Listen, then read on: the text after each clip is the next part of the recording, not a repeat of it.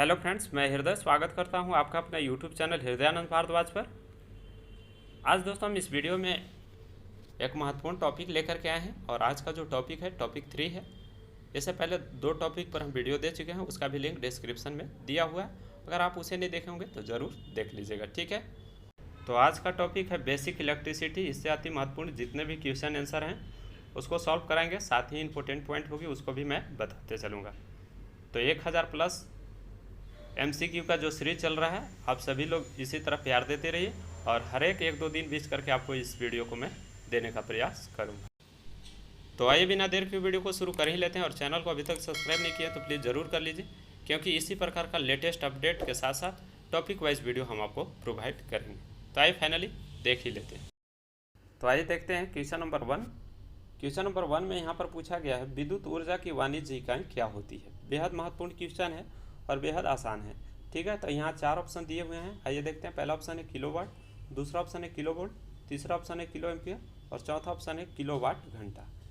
तो विद्युत ऊर्जा की जो वाणिज्य इकाई होती है किलोवाट हावर होती है, यानी कि किलोवाट घंटा होती है।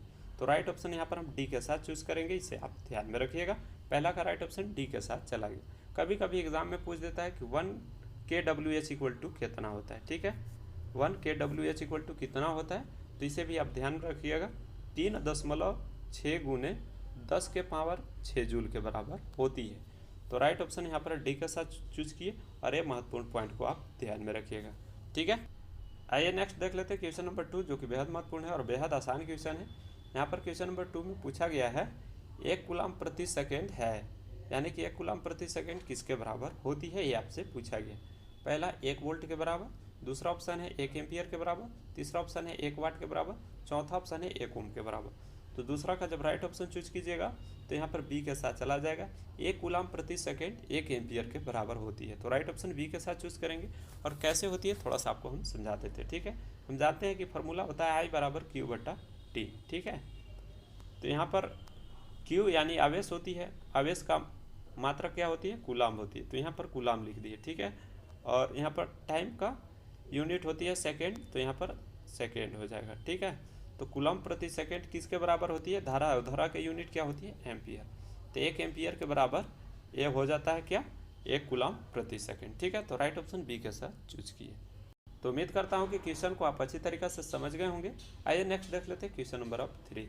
क्वेश्चन नंबर 3 में पूछा गया है खुले सर्किट में डॉट डॉट होती है, यानी कि ओपन सर्किट में प्रतिरोध और धारा का मान कितना होता है, ये आपसे पूछा गया है। तो पहला ऑप्शन यहाँ पर देख लेते हैं, प्रतिरोध तथा धारा दोनों शून्य होती है। दूसरा ऑप्शन है प्रतिरोध तथा धारा दोनों अनंत होती है। तीसरा ऑप्शन है प्रतिरोध शून्य तथा धारा अनंत होती है। और चौथा ऑप्शन है प्रतिरोध अनंत तथा धारा शून्य होती है। तो राइट ऑप्शन जब चूज कीजिएगा तो ओपन सर्किट में प्रतिरोध का मान अनंत और धारा का मान शून्य होती है, इसे आप ध्यान में रखिएगा। ओपन सर्किट में आपको R इक्वल टू अनंत हो जाता है और धारा का मान यानी कि I इक्वल टू 0 होता है, यानी कि शून्य होता है। ये महत्वपूर्ण पॉइंट को ध्यान में रखिएगा। और कभी कभी आपको क्लोज सर्किट यानी कि बंद परिपथ में पूछ देता है। तो यहाँ पर बंद परिपथ जब रहेगी तो यहाँ पर प्रतिरोध का मान शून्य हो जाता है और धारा का मान अनंत हो जाती है, जस्ट इसका अपोजिट। तो ये दोनों पोजीशन को आप ध्यान में रखिएगा, ओपन सर्किट और क्लोज सर्किट में धारा और प्रतिरोध का मान क्या होता है, ठीक है। तो यहाँ पर तीसरा का राइट ऑप्शन डी के साथ चूज किए, इसे आप ध्यान में रखिएगा। आइए नेक्स्ट देख लेते हैं क्वेश्चन नंबर 4। क्वेश्चन नंबर 4 बेहद महत्वपूर्ण है और बेहद आसान क्वेश्चन है। यहाँ पर पूछा गया क्वेश्चन नंबर 4 में जब धारा इलेक्ट्रोलाइट से पास होती है तो किस प्रकार का प्रभाव उत्पन्न करती है। तो आइए इसके भी 4 ऑप्शन दिए हुए हैं, देख लेते हैं। पहला ऑप्शन है चुंबकीय प्रभाव, दूसरा ऑप्शन है तापीय प्रभाव, तीसरा ऑप्शन है रासायनिक प्रभाव और चौथा ऑप्शन है प्रकाशीय प्रभाव। तो जब राइट ऑप्शन चूज कीजिएगा, आप सभी लोग जानते हैं जब किसी इलेक्ट्रोलाइट से धारा पास कराया जाता है तो उसमें जो है उत्पन्न जो प्रभाव होती है वो रासायनिक प्रभाव होती है। तो राइट ऑप्शन यहाँ पर हम सी के साथ चूज करेंगे। चौथा का राइट ऑप्शन सी के साथ चला गया, इसे आप ध्यान में रखिएगा, ठीक है। बेहद महत्वपूर्ण क्वेश्चन है। आइए नेक्स्ट देख लेते हैं अब क्वेश्चन नंबर 5। क्वेश्चन नंबर 5 में पूछा गया है विद्युत धारा की उपस्थिति का आभास कैसे होता है, ठीक है। तो पहला ऑप्शन है यहाँ पर चमकने से, दूसरा ऑप्शन है उत्पन्न प्रभाव से, तीसरा ऑप्शन है विद्युत झटका से और चौथा ऑप्शन है चटकने की ध्वनि से।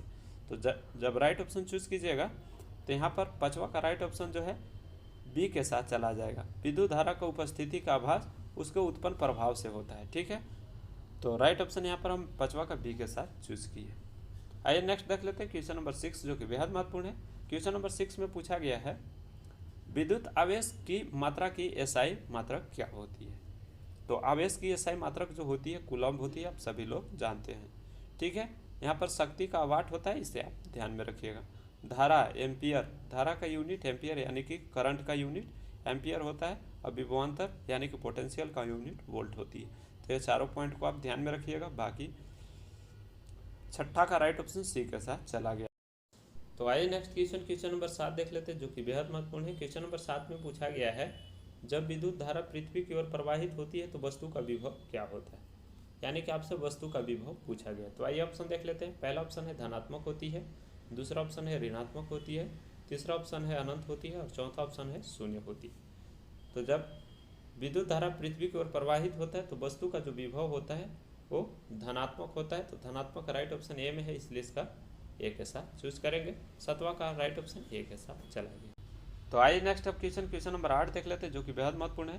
क्वेश्चन नंबर 8 में पूछा गया है ऐसा कौन सा पदार्थ है जिसका तापमान बढ़ाने पर प्रतिरोध का मान घटता है। यानी कि टेम्परेचर हम बढ़ाएंगे तो उसका रेजिस्टेंस का मान घटता है। तो इसके चार ऑप्शन दिए हुए हैं। पहला ऑप्शन है टंगस्टन, दूसरा ऑप्शन है कार्बन, तीसरा ऑप्शन है नाइक्रोम, और चौथा ऑप्शन है मैग्नीज। तो जब राइट ऑप्शन चूज कीजिएगा तो 8वां का राइट ऑप्शन जो है बी के साथ चला जाएगा। कार्बन एक ऐसी पदार्थ है जिसका तापमान बढ़ाने पर प्रतिरोध का मान घटता है। ठीक है, कार्बन को हम सी से डिनोट करते हैं, इसे भी आप ध्यान में रखिएगा। इसके परमाणु संख्या 6 होती है, ये भी महत्वपूर्ण पॉइंट है, इसे आप ध्यान में रखिएगा। और यह जो होती है अधातु होती है। ठीक है, इसका इलेक्ट्रॉनिक विन्यास 2-4 होती है, ये भी पॉइंट को आप ध्यान में रखिएगा। तो राइट ऑप्शन यहाँ पर बी के साथ चूज किए। तो आइए नेक्स्ट क्वेश्चन, अब क्वेश्चन नंबर 9 देख लेते हैं, जो कि बेहद महत्वपूर्ण है। क्वेश्चन नंबर 9 में पूछा गया है पीवीसी जो होती है वो अचालक के किस वर्ग से संबंधित है। ये आपसे क्वेश्चन पूछा गया है। तो पहला ऑप्शन है ठोस अचालक, दूसरा ऑप्शन है गैसीय चालक, तीसरा ऑप्शन है द्रव्य अचालक, और चौथा ऑप्शन है ये सभी। तो जब राइट ऑप्शन चूज कीजिएगा तो यहाँ पर 9वां का राइट ऑप्शन जो है सी के साथ चला जाएगा। जो पीवीसी होती है द्रव्य अचालक के अंतर्गत आती है, तो इसे आप ध्यान में रखिएगा। इसके अलावा रेजिन, माइकानाइट भी द्रव्य अचालक के अंतर्गत आता है। तो राइट ऑप्शन सी के साथ चला जाएगा। यह महत्वपूर्ण पॉइंट को भी ध्यान में रखिएगा। ठीक है, आइए नेक्स्ट क्वेश्चन नंबर 10 देख लेते हैं, जो कि बेहद महत्वपूर्ण है। क्वेश्चन नंबर 10 में पूछा गया है अचालक पदार्थों का तापमान गुणांक का मान होता है। यानी कि इंसुलेटेड मटेरियल जो होती है उसका टेम्परेचर कोफिशिएंट का मान कितना होता है। ठीक है, तो पहला ऑप्शन है नियत होता है, दूसरा ऑप्शन है शून्य होता है, तीसरा ऑप्शन है धनात्मक होता है, और चौथा ऑप्शन है ऋणात्मक होती है। ठीक है, तो जब राइट ऑप्शन चूज कीजिएगा तो यहाँ पर 10वां का राइट ऑप्शन डी के साथ चला जाएगा। एनटीसी का जो टेम्परेचर कोफिशिएंट होता है वो ऋणात्मक होती है। एनटीसी का मतलब निगेटिव टेम्परेचर कोफिशिएंट, इसके अंतर्गत अधातु आती है। ठीक है, जिसका जो मान होता है वो ऋणात्मक होती है। जबकि पीटीसी जो होती है पॉजिटिव टेम्परेचर कोफिशिएंट होती है, इसके अंतर्गत धातु आते हैं। तो ये मेटल से संबंधित होती है, नॉन मेटल से। ये ऋणात्मक होती है, ये धनात्मक होती है। ये पॉइंट को आप ध्यान में रखिएगा। क्वेश्चन नंबर 10 का राइट ऑप्शन डी के साथ चला गया। तो आइए नेक्स्ट क्वेश्चन नंबर 11 देख लेते हैं, जो कि बेहद महत्वपूर्ण है और बेहद आसान भी है। ठीक है, क्वेश्चन नंबर 11 में पूछा गया है निम्न में से सर्वोत्तम सुचालक पदार्थ है। यानी कि जो ऑप्शन दिए गए हैं इसमें से सुचालक पदार्थ को आपको चयन करना है। ठीक है, तो आइए पहले इसको ऑप्शन को देख लेते हैं। पहला ऑप्शन है चीनी मिट्टी, दूसरा ऑप्शन है रेजिन, तीसरा ऑप्शन है ग्रेफाइट, और चौथा ऑप्शन है इनमें से कोई नहीं।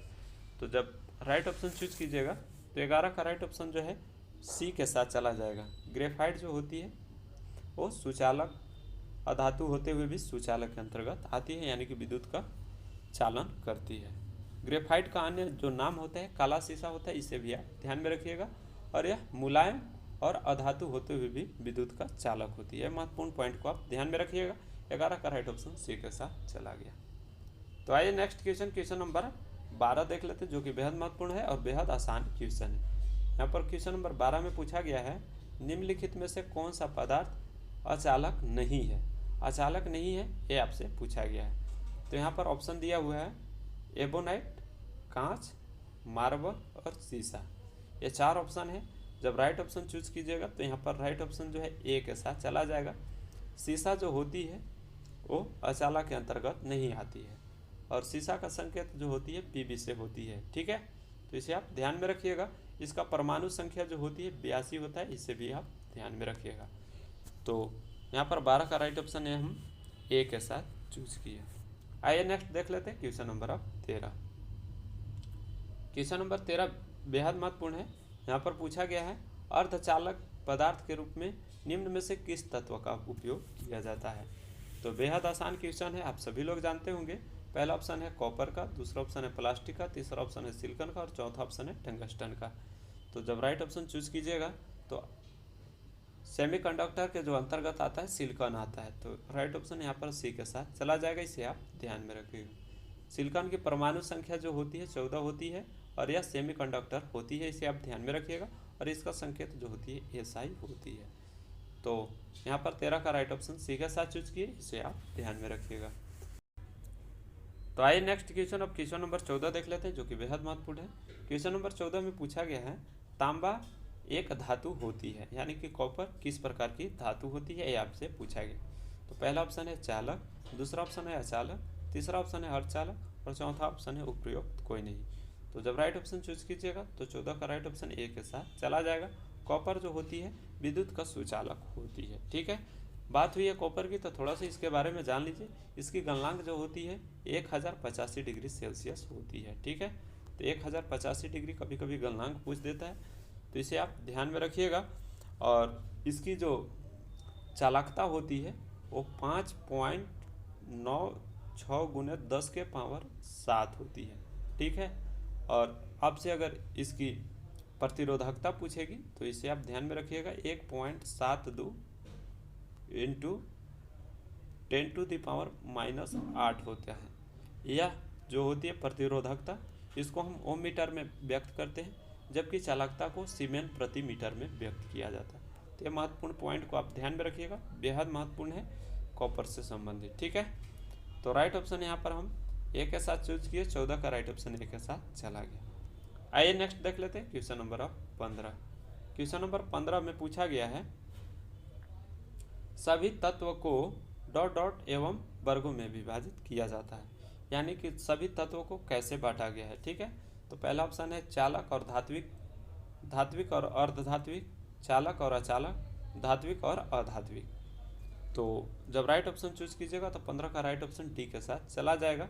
सभी तत्वों को धात्विक यानी कि मेटल और अधात्विक यानी कि नॉन मेटल यानी धातु और अधातु के रूप में वर्गीकृत किया गया है। तो राइट ऑप्शन यहाँ पर हम डी के साथ चूज करेंगे, इसे आप ध्यान में रखिएगा। ठीक है, क्वेश्चन नंबर 16 बेहद महत्वपूर्ण है और बेहद आसान क्वेश्चन है। यहाँ पर आपसे पूछा गया है क्वेश्चन नंबर 16 में बस बार में प्रयोग किए जाने वाले धातु का क्या नाम है।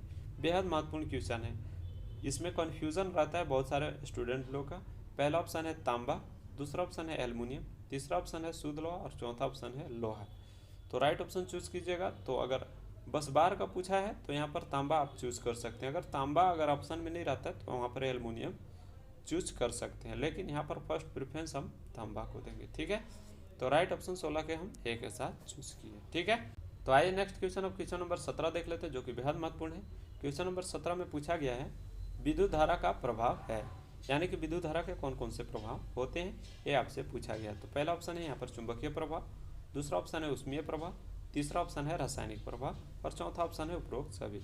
तो जब राइट ऑप्शन चूज कीजिएगा तो 17 का राइट ऑप्शन डी के साथ चला जाएगा। विद्युत धारा के ये तीनों प्रभाव होते हैं। इस पर ऑलरेडी हम एक वीडियो बना दिए हैं, आप उसे ज़रूर देख लीजिएगा। इसी वीडियो का डिस्क्रिप्शन बॉक्स में उसका लिंक दे दिए हैं। ठीक है, तो बेहद महत्वपूर्ण वीडियो है वो, और इससे संबंधित आपको कई सारे डाउट क्लियर हो जाएंगे। ठीक है, तो आइए नेक्स्ट क्वेश्चन, अब क्वेश्चन नंबर 18 देख लेते हैं जो कि बेहद महत्वपूर्ण है। क्वेश्चन नंबर 18 में पूछा गया है फील्ड तीव्रता की SI यूनिट क्या होती है, यानी कि फील्ड इंटेंसिटी की SI यूनिट क्या होती है, ये आपसे पूछा गया है। तो आइए इसके 4 ऑप्शन दिए हुए हैं, देख लेते हैं। पहला ऑप्शन है कूलम, दूसरा ऑप्शन है वेबर प्रति मीटर स्क्वायर, तीसरा ऑप्शन है कूलम प्रति मीटर स्क्वायर और चौथा ऑप्शन है न्यूटन प्रति कूलम। तो जब राइट ऑप्शन चूज कीजिएगा तो यहाँ पर 18 का राइट ऑप्शन जो है न्यूटन प्रति कूलम के साथ चला जाएगा। न्यूटन प्रति कूलम जो है कौन सा ऑप्शन में है, तो राइट ऑप्शन डी में है, इसे आप ध्यान में रखिएगा। अगर ये ऑप्शन में नहीं रहता है, आपको वोल्ट मीटर रहता है तो भी आप उसे चूज कर सकते हैं, वोल्ट प्रति मीटर। ठीक है, तो ये अगर ऑप्शन में रहता है तो सही है, नहीं तो ये ऑप्शन में रहेगा अगर आपसे फील्ड इंटेंसिटी की एसआई यूनिट पूछेगा तो। ठीक है, तो ये दोनों आप पॉइंट को ध्यान में रखिएगा। 18 का राइट ऑप्शन जो है डी के साथ चला गया। तो आइए नेक्स्ट क्वेश्चन नंबर 19 देख लेते हैं, जो कि बेहद महत्वपूर्ण है। और क्वेश्चन नंबर 19 में पूछा गया है, जब एक चालक से धारा प्रवाहित होती है तो वह तप्त हो जाता है, इस प्रभाव को क्या कहते हैं, यानी कि किस नाम से जाना जाता है। तो आइए ऑप्शन देख लेते हैं। पहला ऑप्शन है चुंबकीय प्रभाव, दूसरा ऑप्शन है तापीय प्रभाव, तीसरा ऑप्शन है रासायनिक प्रभाव और चौथा ऑप्शन है विद्युत स्थैतिक प्रभाव। तो जब राइट ऑप्शन चूज कीजिएगा तो 19 का राइट ऑप्शन जो है बी के साथ चला जाएगा। जब किसी चालक में विद्युत धारा प्रवाहित किया जाता है तो वह तप्त हो जाता है, यानी कि लाल हो जाता है गर्म होकर के और ऊष्मा प्रदान करने लगता है, इसे हम तापीय प्रभाव के नाम से जानते हैं। तो राइट ऑप्शन बी के साथ चला जाएगा। 19 का राइट ऑप्शन बी के साथ। क्वेश्चन नंबर 20 में पूछा गया है, किसी भी तार में विद्युत धारा प्रवाह किसके कारण होती है, यानी कि कोई कंडक्टर होती है उसमें धारा का प्रवाह किसके कारण होती है, ये आपसे पूछा गया। तो आइए इसके ऑप्शन को देख लेते हैं। पहला ऑप्शन है इलेक्ट्रॉन के गति के कारण, दूसरा ऑप्शन है प्रोटॉन के गति के कारण, तीसरा ऑप्शन है न्यूट्रॉन के गति के कारण और चौथा ऑप्शन है इनमें से सभी। तो जब राइट ऑप्शन चूज कीजिएगा तो 20 का राइट ऑप्शन जो है ए के साथ चला जाएगा। इलेक्ट्रॉन के गति के कारण किसी भी कंडक्टर में धारा का प्रवाह होती है, तो इसे आप ध्यान में रखिएगा। राइट ऑप्शन हम 20 के ए के साथ चूज कीजिए। आइए नेक्स्ट देख लेते हैं, और यह क्वेश्चन का जवाब आपको देना है इसी वीडियो के कमेंट बॉक्स में। और यह क्वेश्चन जो है इस वीडियो का आखिरी क्वेश्चन है। ठीक है, यहाँ पर आपसे क्वेश्चन में पूछा गया है कि अंतर्राष्ट्रीय पद्धति में ऊष्मा की इकाई क्या होती है। तो पहला ऑप्शन है कैलोरी, दूसरा ऑप्शन है जूल, तीसरा ऑप्शन है केल्विन और चौथा ऑप्शन है सेंटीग्रेड।